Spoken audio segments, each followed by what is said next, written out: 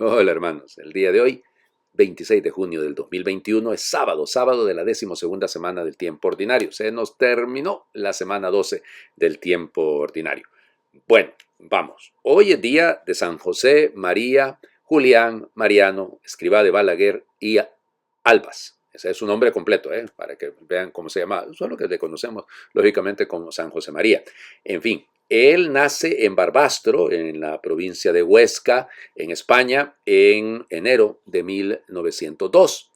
Y bueno, su familia, su papá, él era un empresario en tejidos, va a quebrar la empresa, por eso se van a tener que trasladar a Logroño. Fíjense que fueron seis hijos, pero por ejemplo sus tres hermanitas murieron cuando eran muy pequeñas.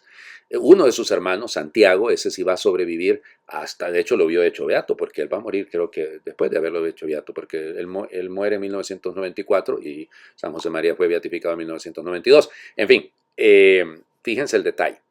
Su familia, como les digo, se traslada a Logroño por la misma situación de que quebró la empresa y luego estudia ahí en el seminario de Logroño, luego pasa al seminario de Zaragoza y estando ahí en Zaragoza, pues va a ser ordenado sacerdote en 1925. Se traslada a Madrid, lógicamente con el permiso de su obispo, para estudiar allá y para doctorarse en Derecho. Ese doctorado en Derecho se va a hacer hasta 1939, después de pasada la guerra civil en España, ¿no? Fíjense, él ya para 1928, y son sus palabras, él dice que él vio que Dios le pedía. Vio que Dios le pedía. No sabemos si se trata de algún tipo de aparición o algo, pero legítimamente él lo que dice es eso, que él alcanzó a ver a Dios que le pedía que fundase una orden, no es una orden, porque el Opus Dei es una prelatura personal, pero una institución, llamémosle así, que ayudase a los hombres y mujeres, a los hombres, en primer lugar, a los hombres, a los varones, a llegar a ser, a ver en el trabajo un camino a la santidad. Y eso era su tema. Por eso el Papa San Juan Pablo II le va a llamar el santo del ordinario, de las cosas ordinarias, porque en lo ordinario de cada día hay que santificarse. La obra luego en 1930 se expande hacia las mujeres, porque también dice él que el Señor le hizo ver que era necesario también que las mujeres entraran en este ritmo. Y en 1943 va a fundar la Asociación de la Santa Cruz para los sacerdotes. Y así de esa manera pues vemos ya el gran espectro de lo que va a ser el Opus Dei. Luego hay otros elementos, ¿no? Recuerden que en 1936 entra pues la guerra civil en España, la Segunda República que se enfrenta con la Iglesia, esos 3 años hasta 1939 fueron muy duros, él estuvo refugiado en varios lugares, incluso estuvo en el consulado hondureño refugiado algunos meses, y luego huye hacia pues el norte de España, hacia la zona de los Pirineos, la zona que pues es la zona, llamémosle, libre, en ese sentido que no está en manos de la República, y ahí él ejerce su ministerio. En algún momento había pensado irse a París, pero resulta que estamos en la Segunda Guerra Mundial, y bueno, ya para 1946 decide irse a vivir a Roma, y ahí se va a quedar prácticamente, ahí va a ser donde le va a dar forma al Opus Dei como tal, con los permisos debidos venidos de la Santa Sede. Recorrió sí varios países. Él era diabético, fíjense, él era diabético y era insulino dependiente, o sea que tenía muchas dificultades con la vista y otros detalles, ¿no? Evidentemente pasa eso con la diabetes y en aquel entonces no había pues los avances que hoy en día se tienen, grandes. Y vivió mucho, porque si lo piensan, llegó a vivir hasta 1975, estamos hablando de que llegó a vivir 73 años. Y como les digo, su proceso fue rápido, vamos, porque está bien hecho, ese es el detalle. En 1992 es beatificado y va a ser canonizado en el 2002. Ya les digo, es un santo controversial, pero díganme qué santo no lo es que ese es el detalle, ¿no? Es controversial por su insistencia, ¿no? Por la rigurosidad moral que pues ellos la practican, por el hecho del desprendimiento prácticamente de sus miembros de una manera muy generalizada, muy total, si lo quieren, de las cosas de este mundo, pero están inmersos en el mundo, transformándolo en la línea del trabajo, en la santificación del trabajo, de las cosas pequeñas. Sus obras, evidentemente Camino, por ejemplo, es una obra que se ha extendido muchísimo, muy conocida y muy interesante, muy buena, vale la pena. Es una línea de espiritualidad que debemos respetar mucho y no contradice en absolutamente nada algunas exageraciones que pueden darse, pero es por la práctica, no tanto por lo que dice el contenido del libro. Bueno, vamos a las lecturas del día de hoy. Seguimos leyendo el libro del Génesis, capítulo 18, en este caso versículos del 1 al 15. Un día el Señor se le apareció a Abraham en el encinar de Mambré. Abraham estaba sentado en la entrada de su tienda, a la hora del calor más fuerte. Levantando la vista, vio de pronto a 3 hombres que estaban de pie ante él. Al verlos, se dirigió a ellos rápidamente desde la puerta de la tienda y postrado en tierra dijo: Señor mío, si he hallado gracia a tus ojos, te ruego que no pases junto a mí sin detenerte. Haré que traigan un poco de agua para que se laven los pies y descansen a la sombra de estos árboles. Traeré pan para que recobren las fuerzas y después continuarán su camino, pues sin duda para eso han pasado junto a su siervo. Ellos le contestaron: Está bien, haz lo que dices. Abraham entró rápidamente en la tienda donde estaba Sara y le dijo: Date prisa, toma 3 medidas de harina, amásalas y cuece unos panes. Luego Abraham fue corriendo al establo, escogió un ternero y se lo dio a un criado para que lo matara y lo preparara. Cuando el ternero estuvo asado, tomó requesón y leche y lo sirvió todo a los forasteros. Él permaneció de pie junto a ellos bajo el árbol mientras comían. Ellos le preguntaron: ¿Dónde está Sara, tu mujer? Él respondió: Allá en la tienda. Uno de ellos le dijo: Dentro de un año volveré sin falta a visitarte por estas fechas. Para entonces Sara, tu mujer, habrá tenido un hijo. Sara estaba escuchando detrás de la puerta de la tienda. Abraham y Sara eran ya muy ancianos y a Sara le había cesado su regla. Sara se rió por lo bajo y pensó: siendo yo tan vieja y mi marido un anciano, ¿podré experimentar el placer? Entonces el Señor le dijo a Abraham: ¿Por qué se ha reído Sara y ha dicho: ¿Será cierto que voy a dar a luz siendo yo tan vieja? ¿Acaso hay algo difícil para Dios? El año que viene, en el plazo señalado, volveré a visitarte, y Sara tendrá un hijo. Sara dijo entonces asustada: No me estaba riendo. Pero el Señor replicó: No lo niegues, sí te estabas riendo. Palabra de Dios, te alabamos, Señor. Y venga que te meto un coscorrón por decir que no te estabas riendo. Ayer era Abraham el que se reía, ¿se recuerda? Ahora es Sara la que se ríe. Miren, vamos, tomémoslo por el punto amable, ¿ok? No es que va a caerles un rayo por andar dudando de Dios, más que una duda. Seamos realistas, pues es que es lo difícil, ¿no? Sí, como unos ancianos. A mí lo que me llama la atención, miren, olvídense del hecho de que luego va a estar embarazada Sara y que va a dar a luz a Isaac. No, es Abraham. Salió corriendo a la tienda, salió corriendo al establo. Pues que el viejito corría a los 100 años, oiga. O sea, ya ve usted que hay que mantenerse en forma.